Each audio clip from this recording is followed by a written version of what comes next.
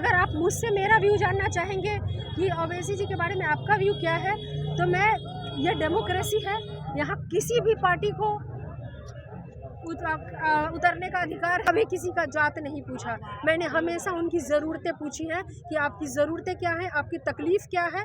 मैंने कभी किसी का धर्म नहीं पूछा, कभी किसी का जात नहीं पूछा। कार्यकर्ता बदलाव चाह रहे हैं। कार्यकर्ता चूँकि कार्यकर्ता क्या, यहाँ के शिवहर की पूरी जनता ही उलझी रही कई चीज़ों में, है ना, अलग अलग जो, जबकि जब आप एक पद के लिए आते हो तो उसका आपका मकसद विकास होना चाहिए, न कि जात पात और धर्म होना चाहिए। तो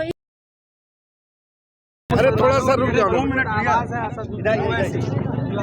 सदन के पटल से मुसलमानों के लिए बात करती है, चाहे ट्रिपल तलाक का मामला हो, चाहे धारा 370 का मामला हो, मुसलमानों के हक की आवाज़ अगर कोई सबसे ज्यादा बुलंद करता है सदन में, वो असदुद्दीन ओवैसी है। जैसी प्रसाद यादव भी करते हैं, वो सब लोग करते हैं, असदुद्दीन ओवैसी भी करते हैं। ऐसे में आपने उनको बी टीम कहा है, इसके पीछे की वजह? देखिए, मैं आपको ये बता दूं कि एक नॉर्मल जो कॉमन परसेप्शन बना हुआ है ना जनता के बीच में, मैं उस परसेप्शन की बात कर रही थी।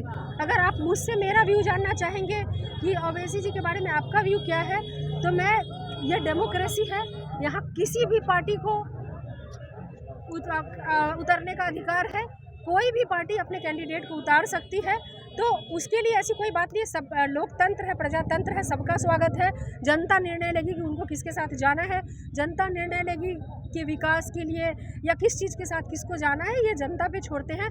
रही कोई भी पार्टी की आप बात कर लो, तो वो हर एक पार्टी को अपना पार्टी में उनको उतरने का हक है, अपने कैंडिडेट उतारने का हक है। जाति आधारित राजनीति शुरू कर दी है शिवहर लोकसभा। आपको ऐसा लगा? हमने लगातार जो बातें की वो A to Z की बात की।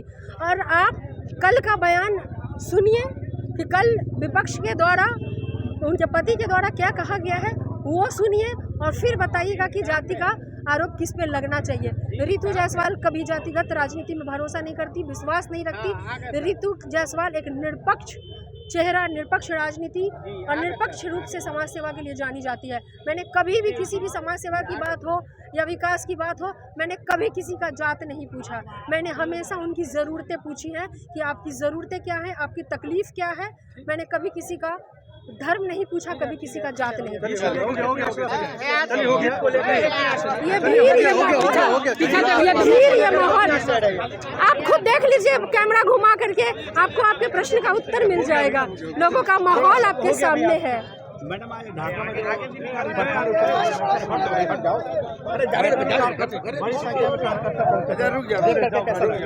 नहीं, अच्छा लगेगा, किसी नहीं अच्छा लगेगा। ये मैडम यही आनंद मोहन को ही रख रहा था, बहुत अच्छा लगा, है ना।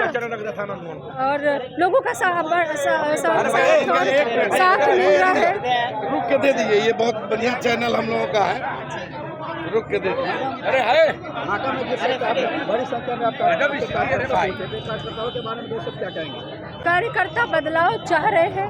कार्यकर्ता चूँकि कार्यकर्ता क्या, यहाँ के शिवहर की पूरी जनता ही उलझी रही कई चीज़ों में, है ना, अलग अलग जो, जबकि जब आप एक पद के लिए आते हो तो उसका आपका मकसद विकास होना चाहिए, न कि जात पात और धर्म होना चाहिए।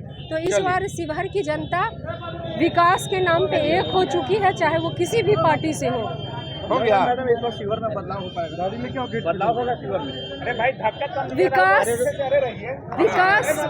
युक्त शिवहर बनेगा। शिवहर में सिर्फ विकास की गाथा लिखी जाएगी।